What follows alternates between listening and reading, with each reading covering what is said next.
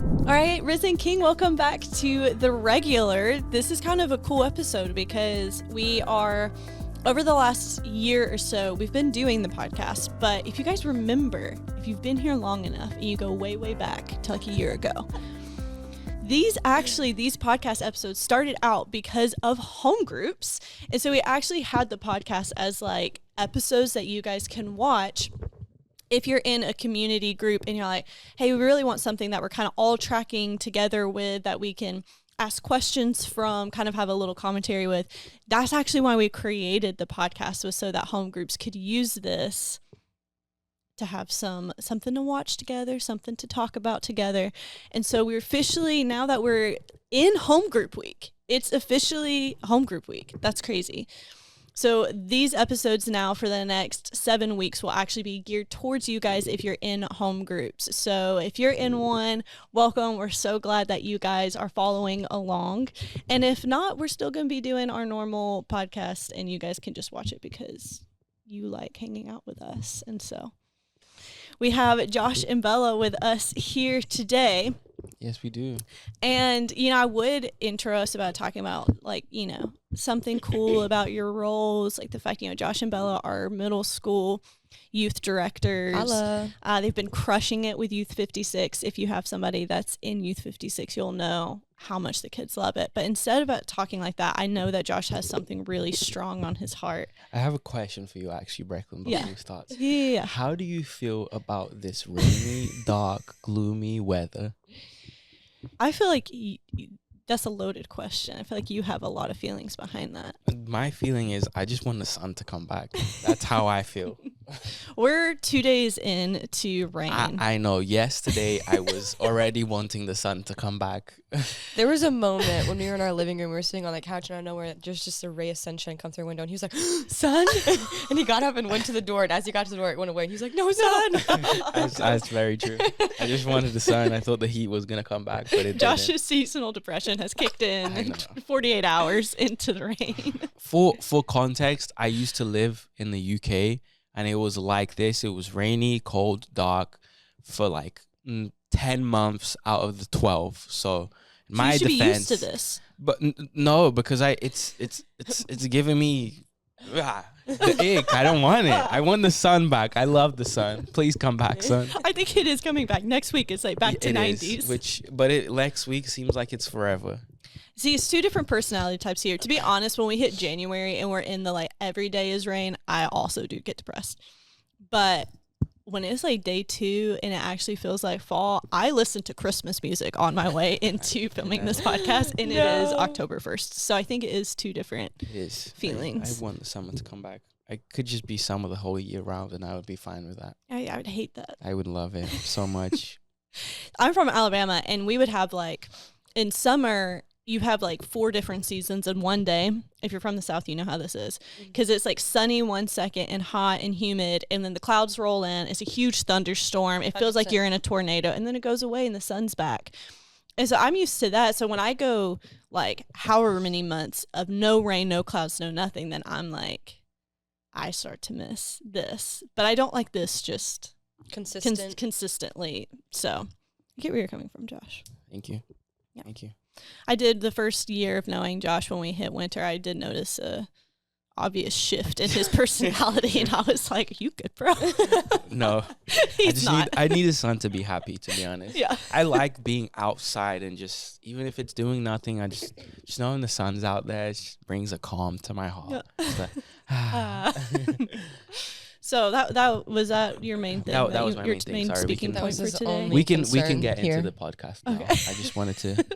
If you're out there and you also don't like this weather, I understand and feel you. Okay, you're not alone in this. You're not alone.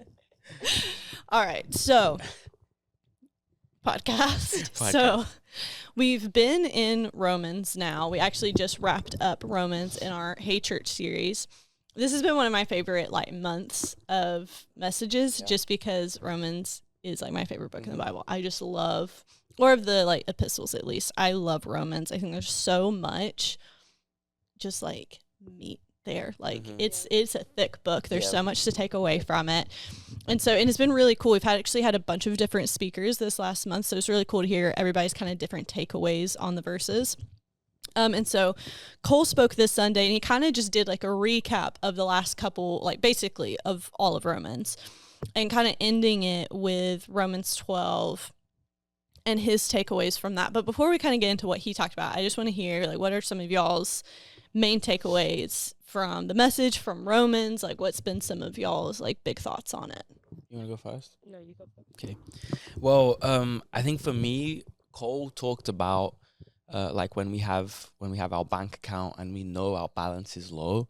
He talked about how when we know our balance is low, we don't want to look at that bank account. Mm-hmm. And he was just talking about like in our life how when sometimes we know we have sin, we know there's like some areas in our life that we need to correct. We need to make sure that bank account isn't low, but we're afraid of looking at the bank account because we don't want to deal with it. Yeah. Yeah.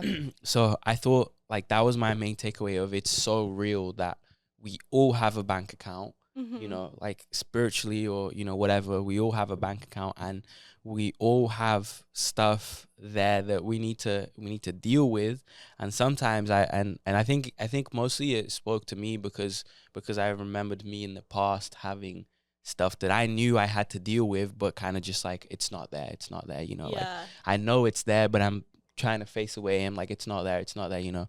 So I think that really like that was my main takeaway from it because I've experienced that before in my past in seasons that I knew there was stuff there. I knew my bank account was low, but I didn't want to deal with my low bank account. I just wanted to carry on acting like my bank account was full when it wasn't, you know. So I think that was the main takeaway for me. Yeah, it's like if you think about if you've been in a season where you're like, I don't really have any money, but I want to keep living my same lifestyle and I don't want to make any adjustments. And it's like, I can't pay rent, but I still want to go and have all these things and do all these things. So I'm just going to put it all on my credit card and I'm just going to rack up that debt. And realizing that when we're feeling deficient, it's so easy, like you said, like to just ignore it. It's so easy to just be like, I don't want to check. I don't want to look like, man, I know it's low. I know I'm having some deficiencies, but I just don't want to acknowledge it. And even like if there's some of our people out here who've like done therapy, or maybe you are a therapist, you know, they're always like, the first step is acknowledging the issue, is acknowledging the problem. And so what happens when we actually like acknowledge that we have a deficiency, we turn to it and we look at our bank account, actually how the Lord will refill it. And so one thing I want to like, based on that, you're talking about like, one of the reasons I really related to is looking back on seasons of my life where I felt deficient. When you did actually stop and turn and look at it, how do you feel like the Lord met you in that space or refilled your bank account?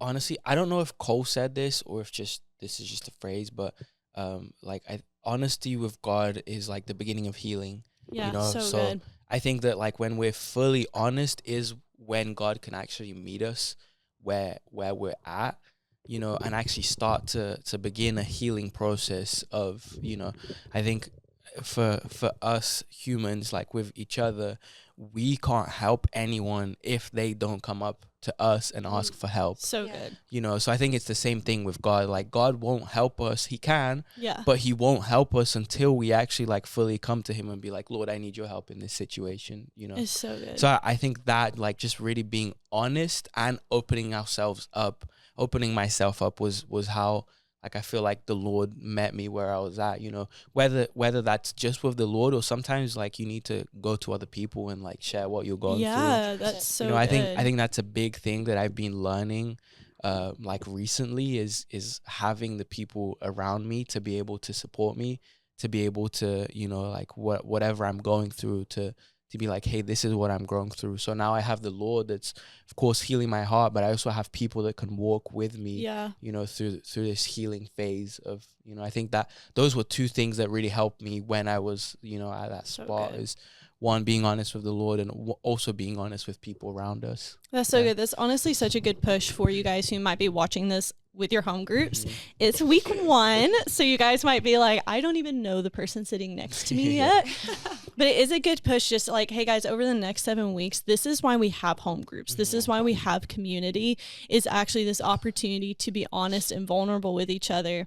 I think everybody has this core desire to be fully known and fully loved. And we know, we'll hear that phrase of, you know, unconditional love. But I have a mentor in my life who says this phrase I love is, you can experience unconditional love if you don't first show your conditions.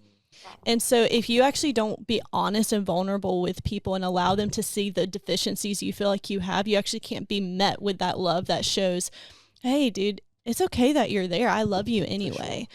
And so kind of a little plug, if you guys are watching this with home groups, of, hey, I'm not saying like dive in, be super vulnerable day one, but as you guys build some trust over the next 7 weeks, this is a great opportunity to experience that honesty that brings healing. That's so good, Josh. Yeah.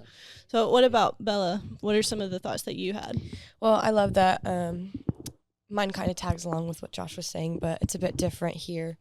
It was when he was going over the part of like becoming numb to sin.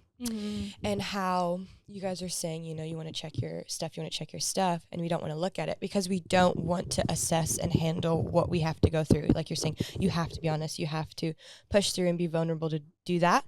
But the thing for me is like, back when I had this mindset where there was some sin that was more deeper and more bad than other sin. And I had this mindset of like, you know, this sin is just not that bad. There's other sin that's bad, and this is just not that bad.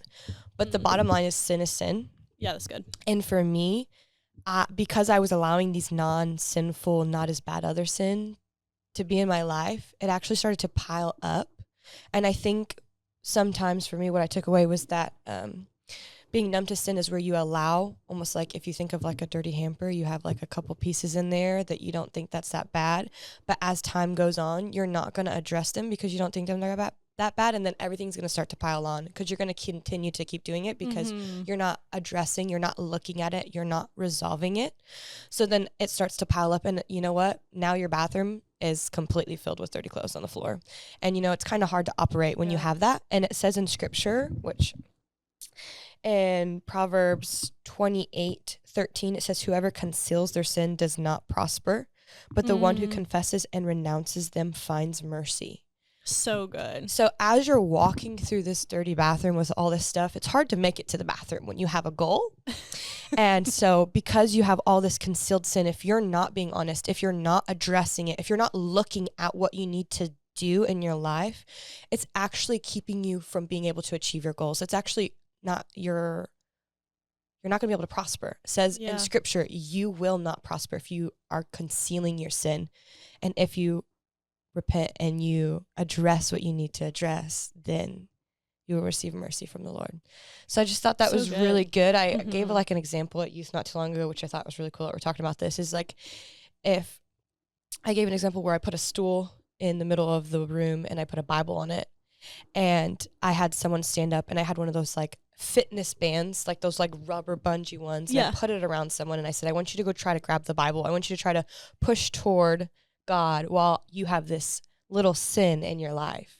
And then as this little sin begins to start to wager on, you're still able to reach for the Bible. You're still able to pursue the Lord. But as you're becoming numb to sin, I put another band on it, and they weren't actually able to reach and go after the Lord, because the things that the Lord has for you, his plans for you, are good. And if you're not prospering, then you're not achieving what he has on your life. So I just thought that was really cool. Dang. That I got to just kind of have that little like visual for the kids as well in that way. That's so good, but like those are such good, relatable visuals, especially as like a chronic procrastinator when it comes to laundry. My husband can attest to this. You're like, it's not that bad. It's just like a couple pieces. And then like a week later, you're like, I can't see my floor and I'm stressed. And so it's so true. Such a good visual for us. Like what happens when we ignore something and we let it go and how it piles up. Even you might become so numb to you're just walking over the clothes on your floor, but someday you're going to walk in and that sight is going to have you feeling so stressed out, so tired, so overwhelmed. And the relief you feel when you finally just like, I'm a do this, I'm a wash my laundry, and you get it all put away and you're in that clean room and you feel the peace in that moment. and you're like, okay, like I've actually taken ownership and cleaned my space. Like I think we can all relate to some of those feelings. Yes. And so it's such a good reminder for us too. It's so easy to let the little things go, but having that realization of like, oh, actually, I'm in the pleasure of the Lord. I'm being met by the Lord when I come to him with my stuff, even if it's my dirty socks. When I come to him with that, that's where he meets me the 100%. best. So thanks, guys. This was such great thoughts and takeaways. We're personally so excited because we actually were in home group last year. Yes. Yes. Didn't watch a single episode of the podcast. Sorry, So, But you guys won't be like that. but you guys won't. You guys will not. Because y'all are faithful. Every week, Cole would be like, "Hey, what do you guys think of the podcast?" We were like, Actually, never watched it. I Once- believe and I have hope that it was good. there was a staff meeting where he was like asking all these questions about the podcast, and everybody in staff was answering, and me and Josh were like, and finally he was like, "Why are y'all saying anything?" We're like, "We haven't watched it." See, we admitted our dirty socks. We did. We trust. But yeah, so we're super excited. We're actually doing a home group again this year with some young married couples. We're so excited about it. I feel like we've been counting down the days. We have, yes. I've We- been super set and stoked for We it. almost started a week early. Like everybody was like, "It starts this week, right?" Yeah. And I was like, "No, it starts the next Next week. week." But we're super excited.